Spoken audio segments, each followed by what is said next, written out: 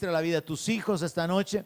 Habla su corazón, Señor, abre sus oídos, abre sus ojos espirituales y ayúdame, Señor, para poder exponer tu palabra. Úsame, Señor, como un canal de bendición esta noche para poder transmitir tu palabra y para poder guiar a tu pueblo en la meditación de ella. En el nombre de Jesús te lo pedimos y te damos las gracias porque creemos que tú oyes nuestra oración y tú respondes lo que te pedimos y que por lo tanto tenemos las cosas que te hemos pedido. Gracias en el nombre de Jesús. Amén. Gloria a Dios. Muy bien, quiero esta noche enfocarme en la venida del Señor Jesucristo. Yo creo que usted ya me ha escuchado compartirle que ese fue el primer mensaje que yo escuché en una iglesia evangélica. Yo nunca había oído sobre eso, que Jesús vuelve. Ahora, la venida del Señor Jesucristo se puede enfocar de dos maneras, o más bien en dos manifestaciones diferentes. Una es para arrebatar a la iglesia. Bíblicamente, la iglesia va a ser levantada de la tierra y vamos a ser llevados con cuerpos glorificados y vamos a entrar en la gloria de Dios. Esa es la esperanza que tenemos como creyentes. ¿Hay alguien aquí que la tiene? La otra manifestación del Señor es su venida para la liberación de Israel.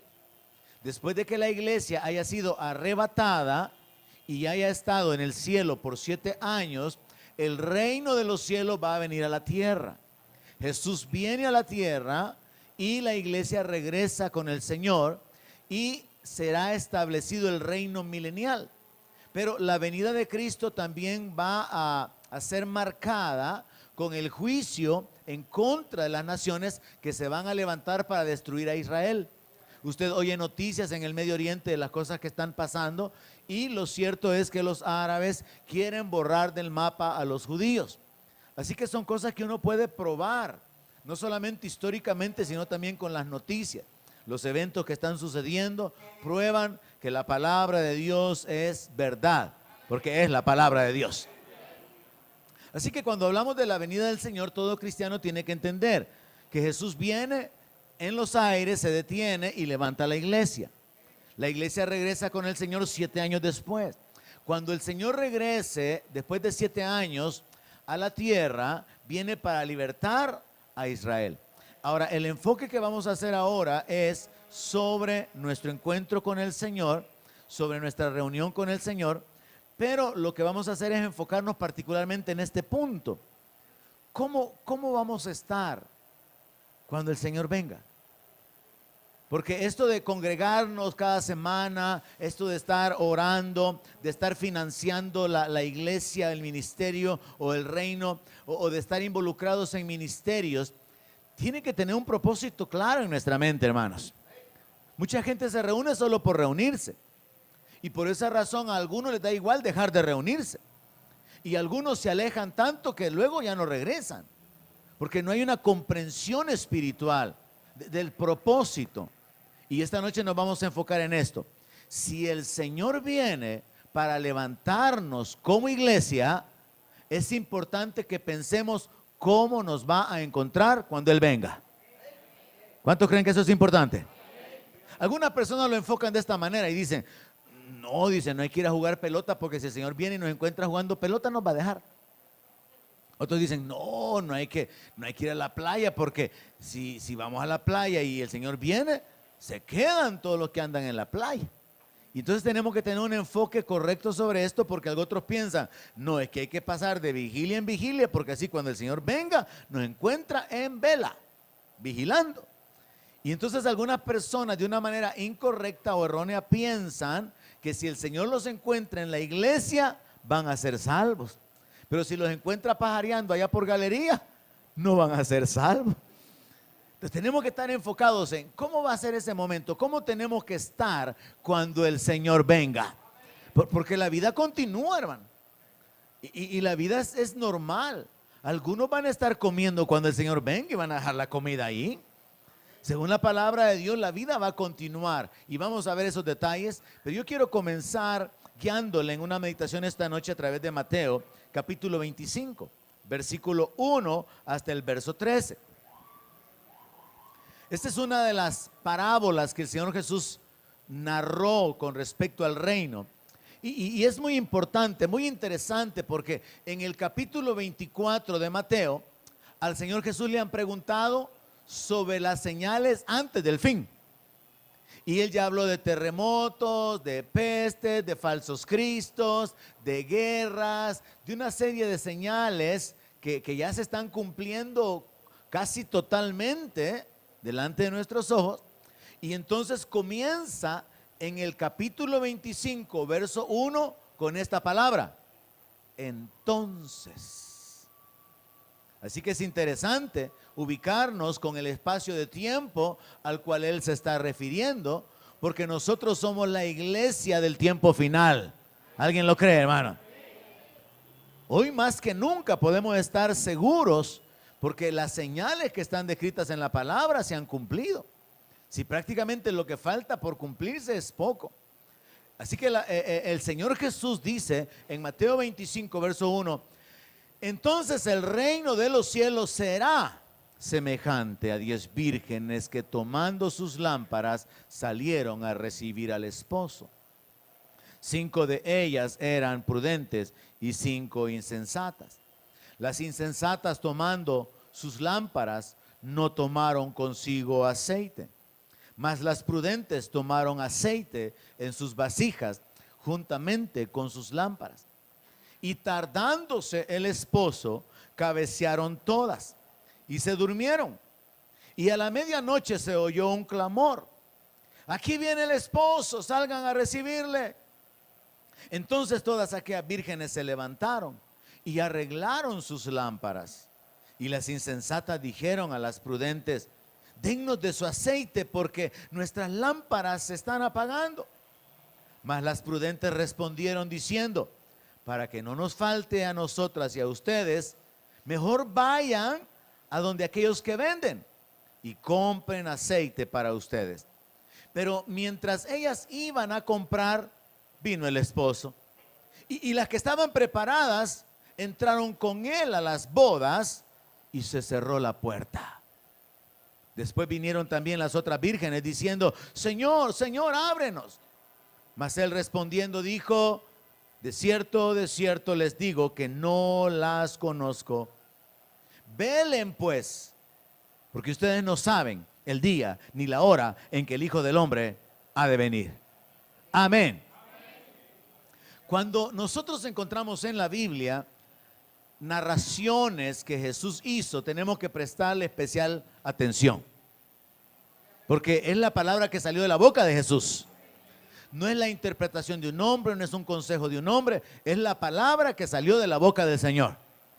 Y Jesús está diciendo a través de esta parábola que el reino es comparado con un grupo de vírgenes que están reunidas para poder esperar al esposo. Jesús quiere ocupar la figura de una corte nupcial, que era la costumbre judía, donde las vírgenes acompañaban al esposo y a la esposa mientras iban en una procesión hasta el lugar donde se iba a consumar el matrimonio. Nosotros aquí tenemos la costumbre, ¿verdad? Y en muchas naciones, de que para ir a enterrar a las personas a veces se hace una procesión. Los judíos tenían la costumbre de hacer una procesión nupcial. Eso no se ve mucho aquí, ¿verdad? Usted no ve a una novia ahí caminando por la avenida Cuscatlán, ¿verdad? Para Catedral. No se ve muy agradable. Pero los judíos tenían esa costumbre de que el esposo y la esposa eran acompañados por una corte nupcial. Y entonces Jesús ocupa esta figura de que estas 10 vírgenes estaban esperando el esposo para poder acompañarle, para poder participar de la boda. Y entonces nosotros encontramos que hay varios elementos aquí, debido a que esto es una parábola, que nos ayudan a entender principios espirituales interesantes. Quiero comenzar con la palabra entonces. La palabra entonces nos ubica en el tiempo final. La iglesia del tiempo final va a ser comparada con un grupo de personas que están esperando la manifestación del esposo, y el esposo es el Señor Jesucristo. Pero está cerca por llegar la medianoche. O sea, estamos cada vez en el mundo cada vez más llenos de tinieblas. El mundo está lleno de corrupción, de inmoralidad, de maldad, de perversión. Y ni los que se llaman cristianos, ni muchas iglesias se han librado de esa corrupción. Vemos inmoralidad por todos lados. Recuerdo que hace algunos meses le prediqué sobre el hecho tan ridículo, tan absurdo, tan tonto de que en los Estados Unidos escogieran a Caitlyn Jenner como la mujer del año. ¿Y quién es Caitlyn Jenner? Un hombre que se convirtió en mujer cambiándose de sexo. Un atleta muy famoso. El mundo está tan pero tan mal que resulta que no hay ninguna mujer que sobresalga más que este pedazo de hombre y pedazo de mujer, y lo llaman la mujer del año. Le sonó muy grosero, por eso no dijo amén. Es que como no es ni hombre ni mujer, entonces pedazo de hombre y pedazo de mujer. No, es que la verdad es que no es pedazo de mujer tampoco. Pero el mundo está tan mal, hermano, que lo sacan en la revista Time como la mujer del año. El mundo está tan corrompido, tan perdido, tan confundido, tan cegado. Y las iglesias también están participando en muchas maneras y en muchas direcciones de esa corrupción, de esa perversión que hay en el mundo. Así que estamos cerca de la medianoche. Ahora, cuando yo considero los elementos que hay aquí en la parábola, veo que esa palabra entonces nos ubica al final de los tiempos.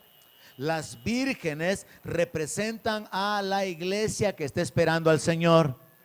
Pero la iglesia se divide en dos grupos: los creyentes prudentes y los creyentes insensatos. Los creyentes prudentes se congregan, adoran a Dios, aman la palabra, perseveran, se esfuerzan. Los creyentes insensatos desaparecen de la iglesia, vuelven a venir, apoyan el ministerio, sirven, no sirven, se van, regresan. Entonces la iglesia se divide en dos grupos. Luego, las lámparas representan el conocimiento espiritual. Todos los creyentes tenemos conocimiento espiritual. Pero luego hace falta el elemento del aceite. El aceite representa la unción, el Espíritu Santo, la vida de Dios en nosotros, el poder de Dios en nosotros. Todo creyente tiene conocimiento, pero no todo creyente tiene unción. Todo creyente se congrega, está esperando al Señor. Todo creyente tiene una lámpara, tiene conocimiento sobre la venida del Señor, sobre las revelaciones del Evangelio. En mayor o menor grado, todos tenemos conocimiento.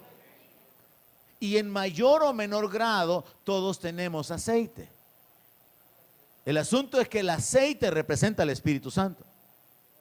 Y la Biblia dice: no contristéis al Espíritu Santo de Dios. Hay creyentes que, a pesar del conocimiento que tienen, contristan al Espíritu Santo por su estilo de vida, porque es un estilo de vida mundano. Sus amistades son mundanas, no son creyentes. Ellos no están afectando al mundo, el mundo los ha afectado a ellos. Entonces hay un problema con respecto a la iglesia, en el sentido de que la iglesia está dividida en dos grupos: los creyentes sensatos y los creyentes insensatos. Los creyentes que tienen comunión con Dios y que entienden que el reino de Dios es lo primero, lo demás va a venir por añadidura. Pero los insensatos piensan que tienen que afanarse por la vida, que pueden disfrutar la vida y que pueden entretenerse o enredarse, y al final terminan tan enredados que quedarán fuera. Entonces vemos que la iglesia está representada por las vírgenes. Las lámparas representan el conocimiento espiritual, el conocimiento bíblico que cualquiera adquiere con un par de años de congregarse. Pero el aceite representa la unción. Y la unción, la presencia de Dios, la vida, el Espíritu Santo en nosotros puede estar durante algún tiempo manifestado de una manera muy clara, pero llega un punto donde puede evidenciarse que ya no se percibe más la presencia de Dios, la comunión, el poder, la unción en la vida de esa persona. ¿Me están entendiendo? Es como el conocimiento. Uno puede adquirir mucho conocimiento, pero luego olvidarlo. Uno puede haber subido a una montaña espiritual donde usted adoraba a Dios, usted evangelizaba, usted estaba encendido, usted no se perdía un culto, pero luego cayó en un valle espiritual y ahora le da igual venir el domingo a la iglesia o no venir. Le da igual servir o no servir. Le da igual el apoyar el ministerio, el apoyar el reino o no hacerlo. Porque se va poco a poco retrocediendo en esa experiencia espiritual elevada hasta caer en un valle espiritual del cual muchos no se han podido levantar. Ahora la palabra también nos menciona esta frase sumamente interesante. Dice de que como el esposo se tardó y el Señor no ha venido todavía, el esposo es Jesucristo, y él aparentemente se ha tardado, aunque el apóstol Pablo explica que no es que él se haya tardado, sino que él en su misericordia está dando tiempo para que gente se arrepienta. Hay familiares nuestros que no se han arrepentido todavía. Y el Señor está esperando para que algunos más se arrepientan y entren por las puertas de la salvación. Pero aquí la frase que el Señor mismo ocupa con respecto a él es que el esposo se tardó. Y entonces, ¿qué les pasa a las vírgenes? Mire esa frase: cabecearon todas. Eso es lo que hacen algunos aquí en la iglesia. Gloria a Dios que solo algunos. Cabecean algunos. Domingo en la mañana ahí están doblados, así bien dobladitos. Algunos comienzan apoyándose en el que está a la par, algunas hijas con su mamá, poquito a poco así, y después terminan dormidas. Cabecean todas en la parábola. Gracias a Dios, verdad que aquí solamente unos poquitos. Pero ese asunto de cabecear es una forma de hablar de la debilidad humana, del cansancio, del límite en el esfuerzo humano, de la incapacidad por velar. Así que el cabecear nos habla de la debilidad que nosotros tenemos como seres humanos. Somos débiles en nosotros mismos, hermano. Es Dios quien nos puede fortalecer. Es Dios quien da fuerzas al que no tiene ningunas. Pero nosotros en sí mismos, todos, pastores y miembros, somos débiles. Tenemos debilidades, muchas. Entonces aquí se nos revela la naturaleza humana, la incapacidad humana que no puede permanecer. Y entonces dice que todas cabecearon y se durmieron. Mire qué interesante que no dice que las vírgenes prudentes se quedaron despiertas y que las insensatas se durmieron. No, es interesante. Dice que todas se durmieron. Ahora, ¿qué significa eso? Que tanto ministros como líderes, como servidores, como miembros de una congregación, todos participamos de la misma debilidad por causa de nuestra naturaleza humana. Los ministros, los pastores, no somos más poderosos, más especiales que cualquier miembro de la iglesia. Todos podemos por la misma unción caminar en una vida espiritual. Todos podemos por el Espíritu Santo levantarnos a otro nivel. Está disponible para todos. Pero todos participamos de debilidad. Todos tenemos un cuerpo corruptible. Todos tenemos un cuerpo lleno de debilidades. Entonces el Señor Jesús habla aquí de que todas se durmieron. El cabecear y dormirse nos habla entonces de la incapacidad humana por velar.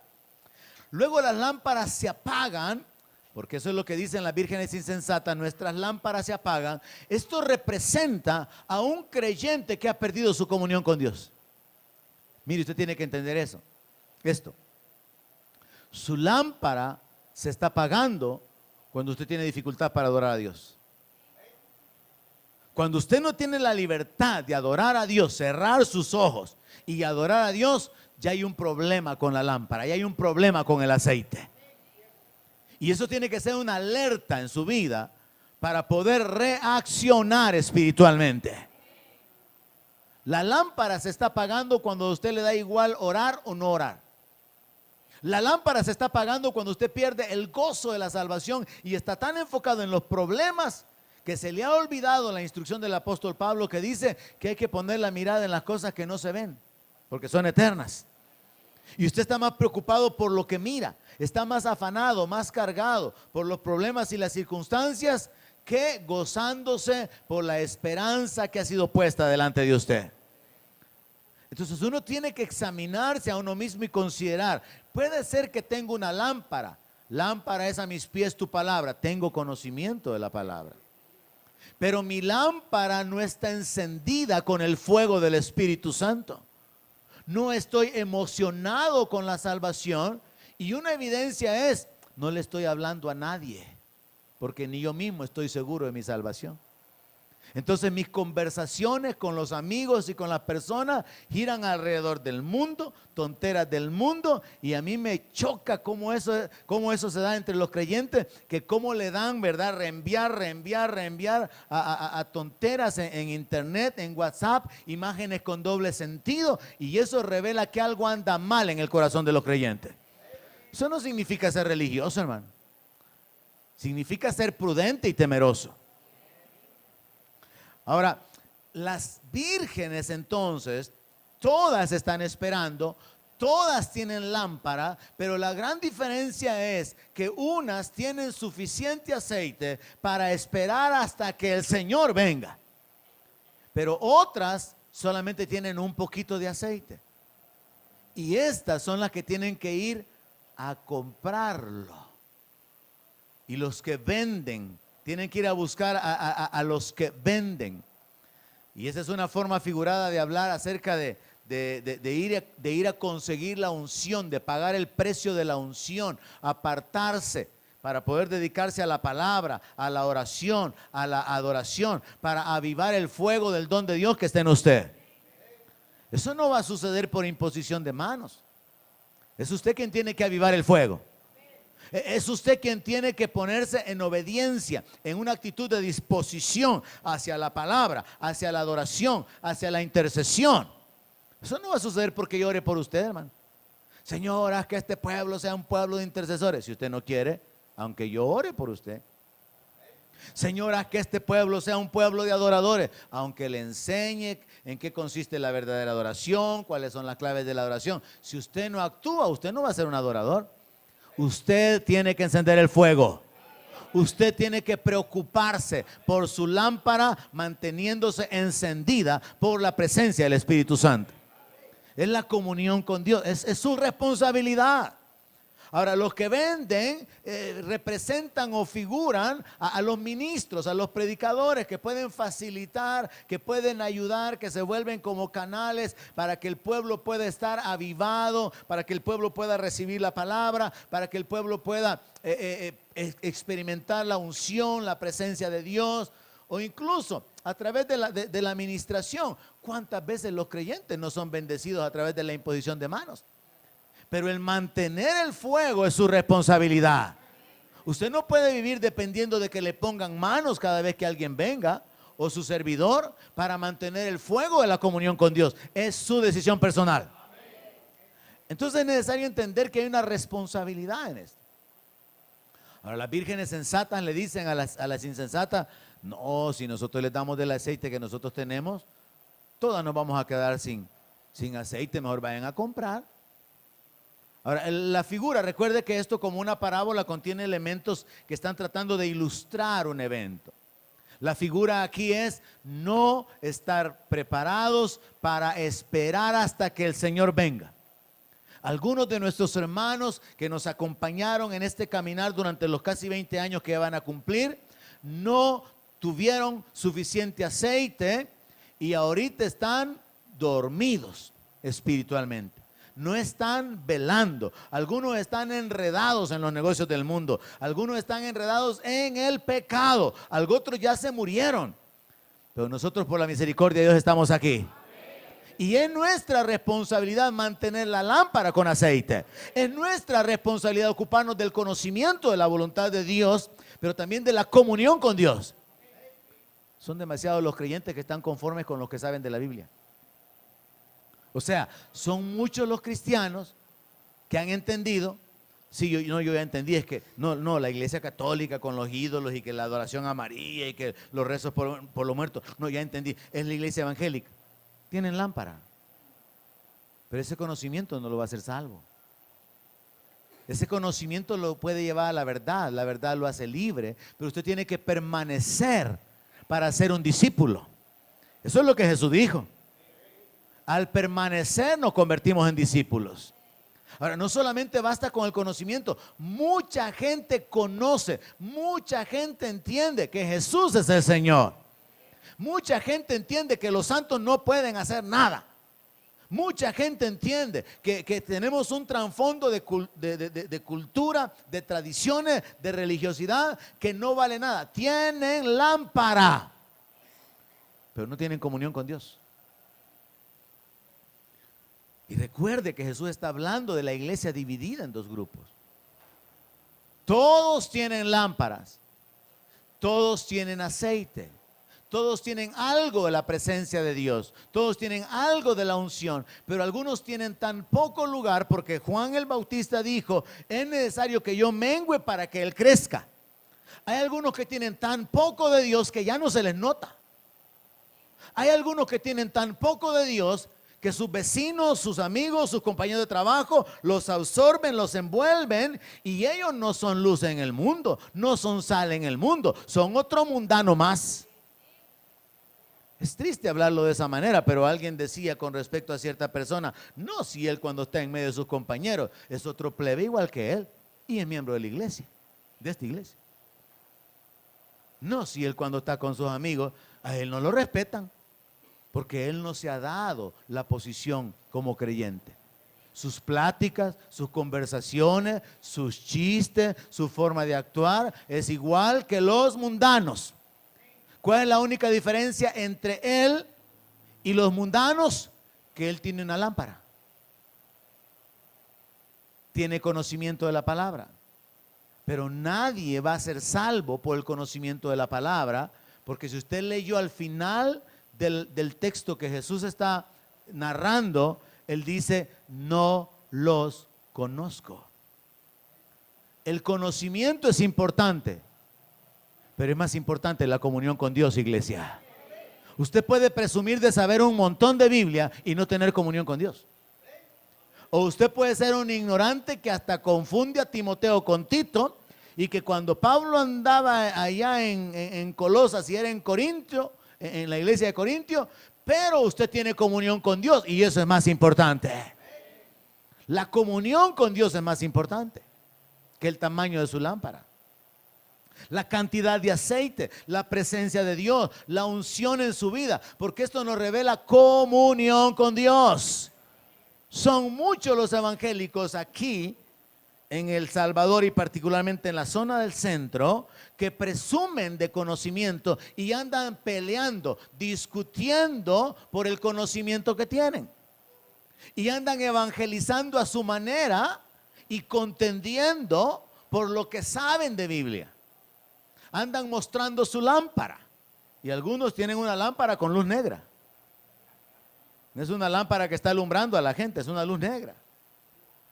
Ahora el asunto es que según la parábola, las vírgenes se duermen, las vírgenes despiertan todas y las vírgenes arreglan sus lámparas, pero un grupo de ellas se da cuenta que el aceite no les va a alcanzar y ya es tarde para ir a conseguirlo. ¿Qué representa esto, hermano? Que si usted no tiene comunión con el Señor, cuando Él venga, no pretenda que cuando Él venga usted va a correr a desarrollar esa comunión con Dios. Amén. O sea, este es el tiempo de la comunión con Él. Este es el tiempo de la oración, de la devoción. Es el tiempo del clamor, de la intercesión. Es el tiempo de la guianza, es el tiempo de la dependencia. Cuando Él venga, no es tiempo para prepararse, hay que estar preparados. Y las vírgenes insensatas, las vírgenes sensatas estaban preparadas y las vírgenes insensatas no. Esa es la gran diferencia en la iglesia. Entonces usted ubíquese de esta manera. La iglesia evangélica en términos generales está dividida. Los que tienen conocimiento y los que tienen conocimiento y presencia de Dios. Los que tienen conocimiento y unción. Los que tienen conocimiento y comunión con Dios. La Biblia dice que los que son guiados por el Espíritu, esos son hijos de Dios. Conocer la Biblia, muchos pueden hacerlo solo por hacerlo. ¿Sabe que un día se nos dio un fenómeno acá? Me dice uno de los hermanos a cargo de la inscripción del Ministerio de Enseñanza, hermano, me dice, hay una persona ahí que quiere estudiar, pero en su solicitud no ha puesto de qué iglesia viene y no dice tampoco que esté bautizado, así que a saber quién es. Bueno, voy a ir a hablar con él. Y entonces recuerdo haberlo interceptado por aquí en la parte de atrás y platicar con él. Mire, me dicen que llenó su solicitud. ¿Y usted se llama fulano tal? Sí. ¿Y de dónde viene usted? ¿Dónde se congrega? Yo me congrego en una iglesia evangélica por mi casa. ¿Y cómo se llama la iglesia? Y comienza a dudar así, ¿verdad? Es una iglesia de Dios, me dijo. ¿Y cómo se llama el pastor? Me dijo. Fíjate que no me acuerdo. Yo ahí agarro a la gente. Mi nombre es Alberto Cornejo, para que no lo agarren a usted, oye. Aunque si me llaman puede ser que yo diga no lo conozco. Es otro asunto. Entonces le digo, ¿y cómo se llama el pastor? Fíjate que no sé cómo se llama, me dice. Y entonces ahí en un poco de prudencia y en un poco de seriedad le digo, es que yo creo que usted no es cristiano porque no está bautizado, no conoce el nombre de su pastor, no conoce el nombre de la iglesia. Y entonces se desarmó el tipo y me dice, míreme, la verdad es que no soy cristiano, me dijo. Yo, me dijo, me he inscrito en un curso de detectives, me dijo. Y estoy ahí estudiando para poder que me den trabajo de andar investigando. Y ahí me dieron la tarea de que me metiera en una iglesia evangélica para ver cómo eran las cosas ahí. Y que si me podía meter en algún curso de Biblia, que aprendiera de Biblia, porque todo me iba a servir. Entonces, yo he venido para estudiar la Biblia, me dijo. Bandido, dije yo, ¿verdad? Pero como lo descubrimos, ya no continuó viniendo. Entonces hay gente, hermano, los filósofos ocupan la Biblia para contender. La gente puede ocupar la Biblia solo como una base para poder tener algo de qué hablar o incluso para poder refutar la misma palabra de Dios. Pero el verdadero creyente tiene que ocuparla para conocer cuáles son las promesas que el Padre le ha hecho. ¿Cuál es la provisión de Dios para su vida? ¿Cuáles son las instrucciones de Dios para su vida? Amén.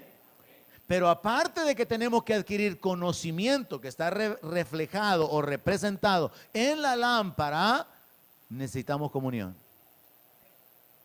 Todo creyente debería estar ocupado en el aceite, en el Espíritu Santo, en la presencia de Dios, en la relación con Dios, en la adoración, en la dependencia de Dios, en la guianza, en la manifestación del poder de Dios en su vida. La narración nos menciona que fue a la medianoche que apareció el esposo. Y esto nos habla de nuestra esperanza puesta en que el Señor viene. Y algunos ocupan eso como un argumento para rechazar la doctrina bíblica de la venida del Señor. Hay algunas personas que dicen de esta manera: años tengo yo de estar oyendo a los evangélicos decir que Cristo viene y nunca que viene. Puede ser una persona de unos 60 años, por ejemplo. Usted le evangeliza, usted le comparte, mire, el Señor viene. Ay, hijito, yo estoy más viejo que vos. Yo tengo años de estar oyendo que Cristo viene y Cristo no viene. Ni va a venir porque ese es un cuento de los pastores. No, es que la venida del Mesías comienza a ser profetizada desde Génesis, cuando la simiente de la mujer iba a patearle la cabeza a la simiente de la serpiente. Pero luego a lo largo de todo el Antiguo Testamento se nos va mostrando la venida del Mesías, la venida de Cristo. Pero luego Cristo viene, pero viene para morir. Pero ahora hace falta lo que está escrito en la palabra: y aparecerá por segunda vez sin relación con el pecado. Hay algunas personas que dicen esto también: si Jesús volviera a venir, lo vuelven a matar. No. Él viene con vara de hierro para regir a las naciones. Él viene con la autoridad y el poder como Señor de señores. No hay tales de que si Él volviera a venir, lo vuelven a matar.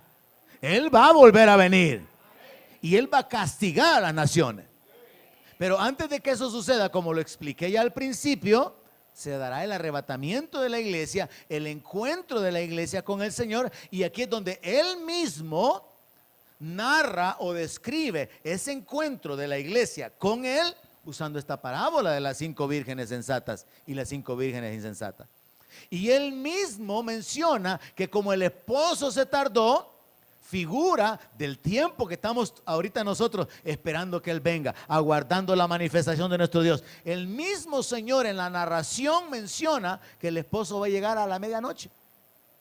Y yo ya le hice la aplicación a usted. Está poniéndose cada vez más oscuro sobre la tierra.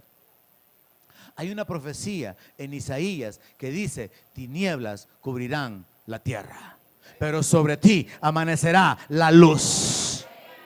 Hay tanta degeneración sexual ahora, hay tanta depravación sexual, hay tanta maldad, hay tanta corrupción. Esas son las tinieblas que están llenando la tierra. Y si la iglesia no logra mantener la luz y no logra continuar siendo la sal, la iglesia también va a ser desechada. Si los hijos, si la generación de nuestros hijos no se mantienen con convicción o con principio, van a ser arrastrados por el mundo, porque tinieblas cubrirán la tierra. Entonces Jesús está hablando de que el esposo llega hasta la medianoche. Usted tiene que saber esto: el mundo se va a poner peor, no se va a poner mejor. Pero nosotros tenemos nuestra esperanza puesta en el Señor. Nosotros no estamos esperando al anticristo, no estamos esperando la tercera guerra mundial, estamos esperando al Señor venir para levantar la iglesia. Y Pablo habla sobre esto. Busque el mensaje en YouTube sobre la resurrección de los muertos, Corintios 15, porque ahí Pablo habla de la transformación de nuestro cuerpo. Es la esperanza que tenemos, la resurrección y la transformación de nuestros cuerpos. Así que la medianoche significa la tardanza del Señor. El esposo es Jesús mismo, y las bodas son una referencia a la unión de Cristo con la iglesia, con los creyentes. Y según la narración que el Señor Jesucristo hizo, dice que las sensatas pues se fueron, ¿verdad?, junto con el esposo, las que estaban preparadas. Dice que entraron con él a las bodas y se cerró la puerta. ¿Qué significa la puerta cerrada? El reino inaccesible.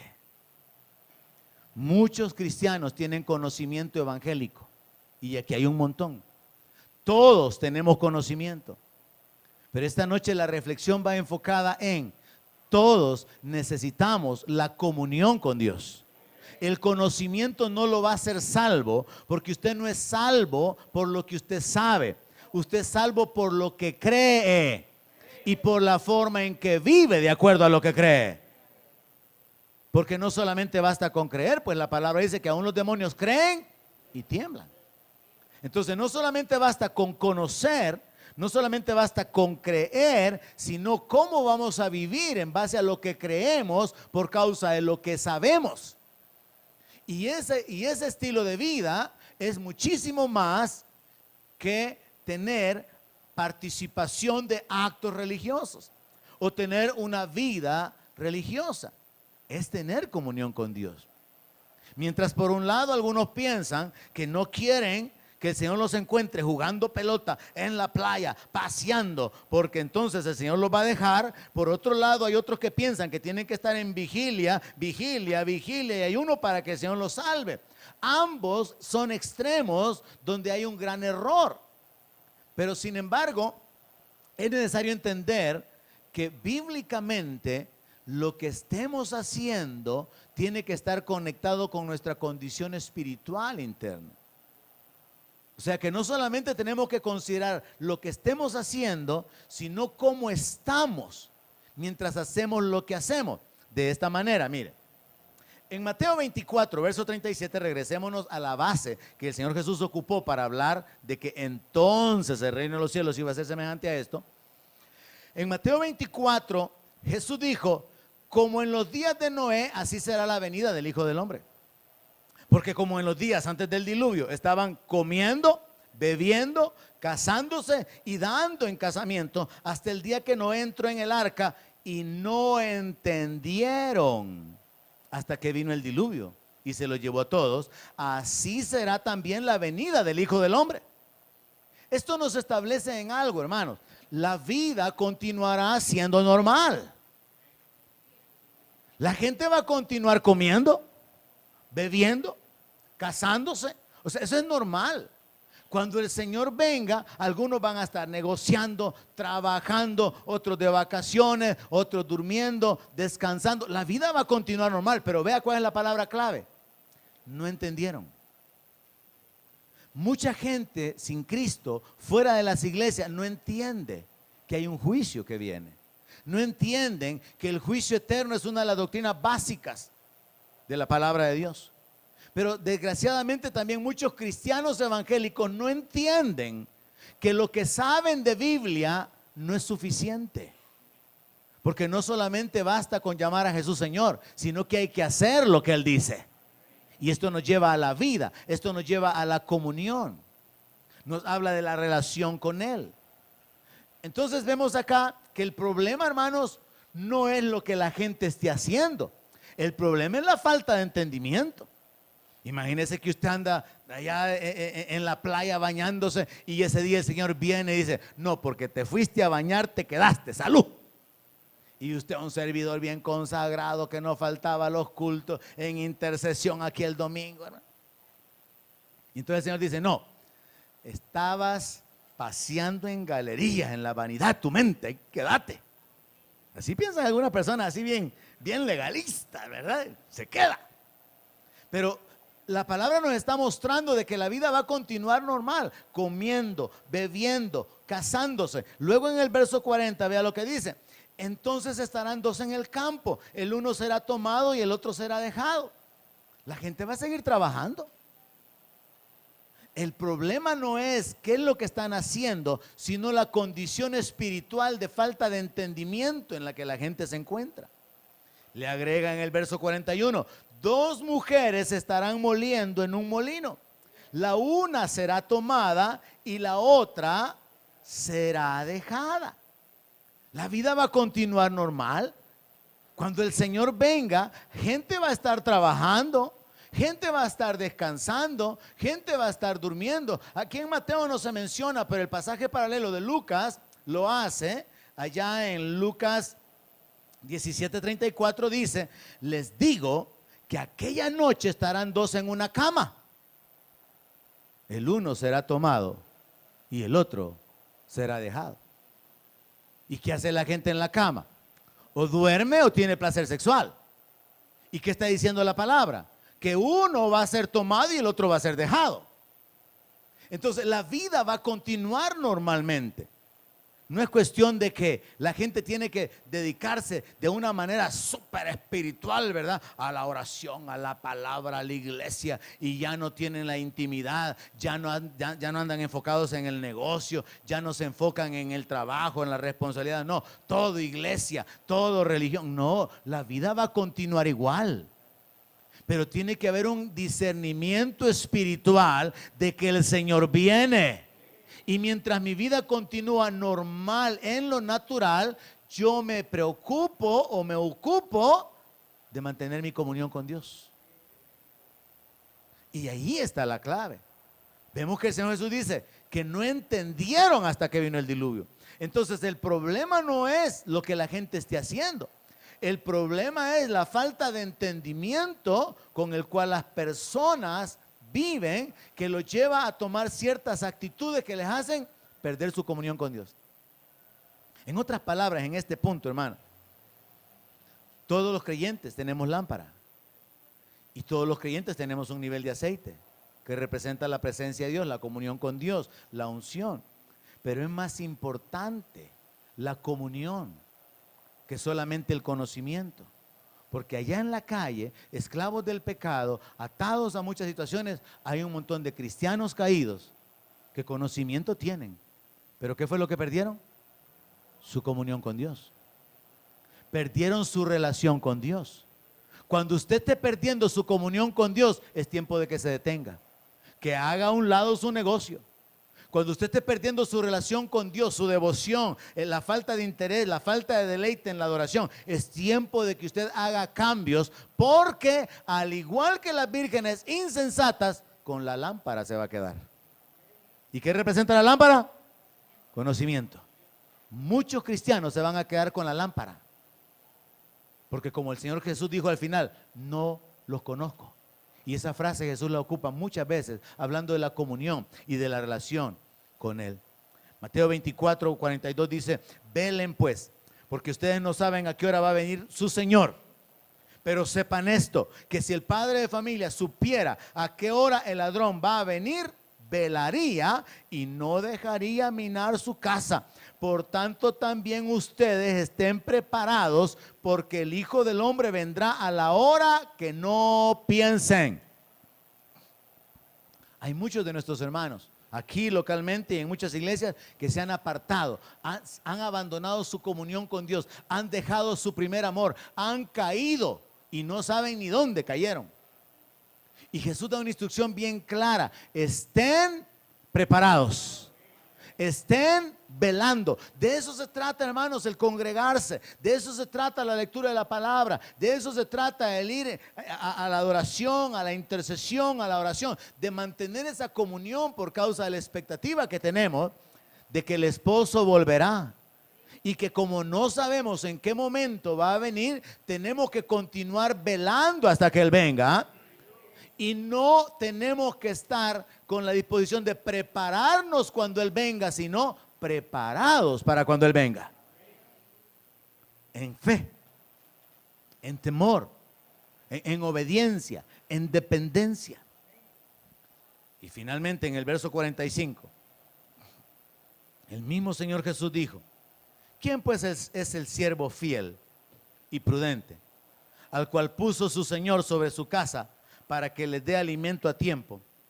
Bienaventurado aquel siervo al cual cuando su Señor venga le halle haciendo así. Está escondido ahí, fíjese el principio. El principio de fidelidad. El principio de servicio. Si el Señor viniera esta noche, ¿lo encuentra a usted como un siervo? No, fíjese, pastor, que últimamente no estoy sirviendo en nada. Si el Señor viniera esta noche, ¿lo encuentra usted en fidelidad? Dice que es bienaventurado aquel al que el Señor encuentre como un siervo fiel y prudente. Y le agrega dos elementos más: al cual el Señor puso sobre su casa, o sea que le dio autoridad, pero también le dio responsabilidad para que les dé alimento a su tiempo. Bienaventurado aquel siervo al cual cuando su Señor venga le haya haciendo así. ¿Cómo tendríamos que ser hallados cuando el Señor venga? Haciendo lo que Él nos ha encomendado hacer. Si Dios a usted le ha puesto una tarea de intercesión, pues viva como un intercesor. Si Dios le ha puesto a usted una tarea de sostener y apoyar la obra, viva sosteniendo la obra. Dios a usted le ha dado una tarea de predicar la palabra y ganar almas, gane almas. De discipular, cualquier área que sea, usted tiene una función dentro del cuerpo de Cristo. Y van a ser bienaventurados los siervos a los cuales el Señor halle haciendo lo que Él les dijo que hicieran. Hay gente en el trabajo, y yo creo que esto se aplica con la iglesia, que pueden estar platicando, relajeando, perdiendo el tiempo, y aparece el dueño de la empresa. Todos se hacen los disimulados y corren a su puesto, para que cuando el dueño aparece, todos están en lo que están, ¿verdad? Pero habían algunos que no estaban participando de ese desorden, sino que estaban realmente trabajando. Ahora, al jefe terrenal se le puede engañar, pero Dios nos conoce. Dios sabe quién es fiel. Dios sabe quién tiene un corazón de siervo. Dios sabe quién le ama. Dios sabe quién le cree. Dios sabe quién le está esperando. Así que con Él no hay posibilidad de que alguien se cuele en la fila equivocada, porque Él conoce a los suyos. Amén. Finalmente, y póngase de pie para que oremos sobre esto, el apóstol Pedro da una instrucción. Segunda de Pedro, capítulo 3, verso 14. El apóstol Pedro habla acerca del juicio que viene sobre la tierra, donde los elementos ardiendo se van a encender. Juicios terribles vienen sobre la tierra, pero no sobre la iglesia. La iglesia va a ser librada de la ira venidera. Eso está escrito en la palabra.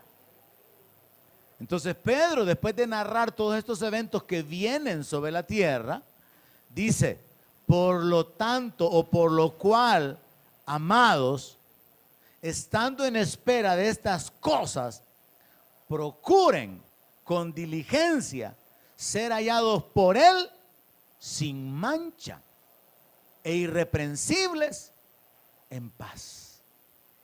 Sin mancha, guardándose, ¿verdad?, de la contaminación del pecado que hay en el mundo. Irreprensible, en obediencia a las instrucciones de la palabra, en paz, no en pleitos ni en contienda. Que el Señor nos encuentre, hermanos, sin mancha, irreprensibles, en paz. Que el Señor nos encuentre a cada uno como sus siervos, haciendo lo que Él nos ha encomendado que hagamos. Donde mi palabra sea su alimento, allí quiero morar.